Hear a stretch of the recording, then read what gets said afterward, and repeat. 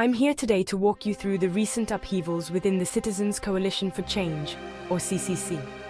Just days ago, a seismic shift occurred within the CC. Several legislators, including the likes of Charlton Hwendi and Lynette Kaur, decided to part ways with Nelson Chamisa. Instead, they threw their support behind Welshman Ncube as the interim leader. This split represents not just a leadership shuffle, but a deep ideological divide that could reshape the future of opposition politics in Zimbabwe. The consequences of these internal conflicts were immediate and severe. As tensions mount and the nation watches, the outcome of this case could very well signal the direction of our country's political future. Stay tuned, stay informed, and most importantly, stay engaged. The story of Zimbabwe's struggle for democracy and fairness is still being written, and it's up to us to be part of that narrative.